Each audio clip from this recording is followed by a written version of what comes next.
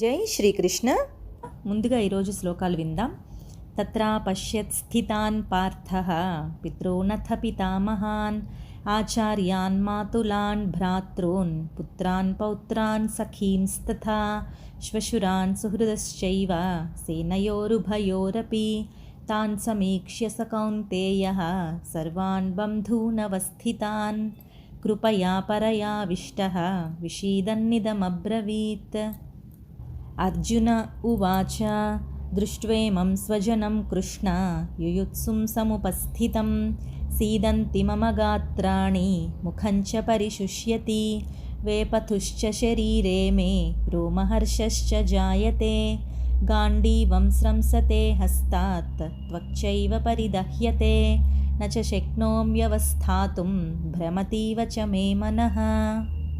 తత్రా పశ్యత్ స్థితాన్ పార్థః. అటు పిమ్మట అర్జునుడు చూసెను.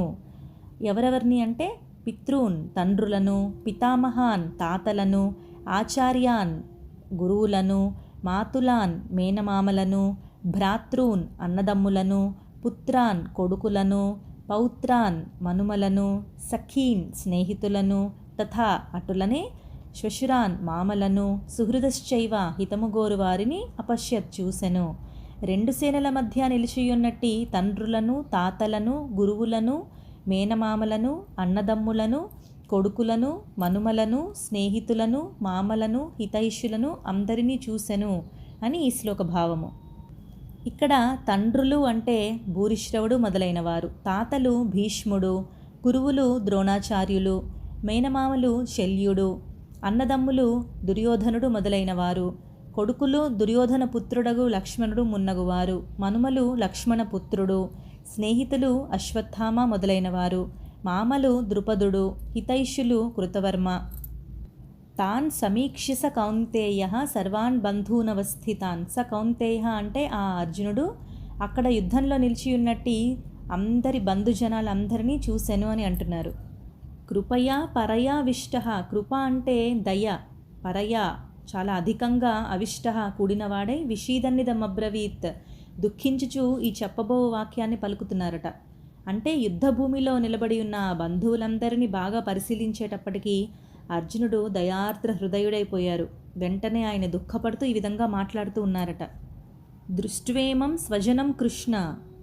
ఓ కృష్ణ, స్వజనం అంటే ఈ బంధుజనాలందరినీ చూసి, ఎవరిని యుయుత్సుం సముపస్థితం యుద్ధం చేయటానికి ఇక్కడ ఉన్నటువంటి సీదంతి మమ గాత్రాణి నా యొక్క అవయవాలు శిథిలమవుతున్నాయి అంటున్నారు. ముఖంచ పరిశుష్యతి నోరు ఎండిపోతోంది.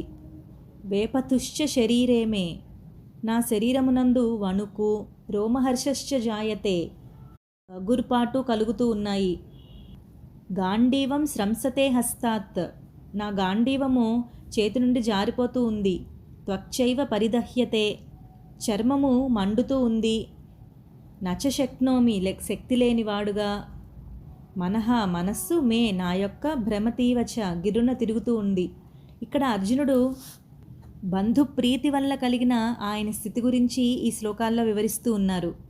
ఓ అర్జున, యుద్ధం చేయటానికై ఇక్కడ ఉన్నట్టి నా బంధుజనులందరినీ చూసి నా అవయవాలు పట్టుతప్పుతున్నాయి. నోరెండిపోతోంది, శరీరంలో వణుకు పుడుతూ ఉంది, గగురుబాటు కలుగుతోంది, గాండీవం నా చేతిలో నుంచి జారిపోతోంది, చర్మము మండుతోంది, నిలబట్టానికైనా నాకు శక్తి లేదు, మనస్సు గిరున తిరుగుతోంది అని తన దీనస్థితిని విన్నవిస్తూ ఉన్నారు.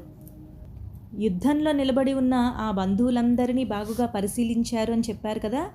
వారందరినీ చూసేటప్పటికీ ఆయన హృదయం కరిగిపోయింది, దయతో నిండిపోయింది, దుఃఖపడుతూ ఈ విధంగా మాట్లాడుతూ ఉన్నారు. ఇవన్నీ కూడా మానసిక శారీరక వికారాలు. అసలు యుద్ధంలో కానీ శత్రు సంహారాన్ని కానీ లెక్కపెట్టని అర్జునుడు ఎన్నో సంగ్రామాలను ఇంతకుముందు చేసి ఉన్నాడు. కానీ ఈ సమయంలో ఇలా ఎందుకు నిరుత్సాహపడుతున్నాడు అంటే అతని శరీర బలమునకు భౌతిక శక్తికి ఏమాత్రము లోటు లేదు, కానీ మానసికంగా అతడు పెద్ద బాధని పడుతూ ఉన్నాడు. అందుకే ఇలా మాట్లాడుతున్నారు. నా వారు, నా స్వజనులు అంటే నా వారు, నేను ఎట్లా చంపుతాను నా వారిని అందరినీ అనే మనస్తత్వం ఉండటం వల్ల దీనినే మమకారం అని అంటారు కదా. వీరందరినీ నేను సంహరించి ఎలా ఉండగలను అని చెబుతూ తన దీనత్వాన్ని శ్రీకృష్ణునితో విన్నవించుకుంటూ ఉన్నారు.